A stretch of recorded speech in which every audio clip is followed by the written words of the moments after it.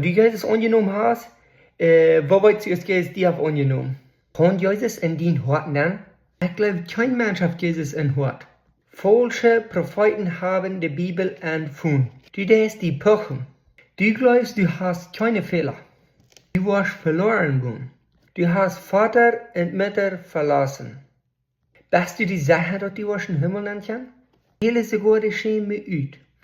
Die sagen, du sollst die schämen. Du bist ein Weltmensch. Einmal bekehrt bist, dann wirst du Prediger sein. Du hältst dich für klug. Hast du keine Arbeit? Du merkst dir viel zu viel Sorgen über andere Menschen. Wo kannst du die Sache sein, dass du selig bist? Was glaubst du, wirst du alle Menschen belehren? Glaubst du, dass die Ölkönige nicht in den Himmel kann? Du glaubst, du darfst bloß die Ölkönige verdammen. Wenn du ihn gefunden hast, dann kannst du nicht Jesus annehmen. Ein jeder für sich selbst. Bleib bei dort, wo du gelehrt hast. Du musst erst deine Eltern gehorsam sein. Du bist ganz von Satan. Du musst erst die Taufe haben, dann wirst du Jesus angenommen haben.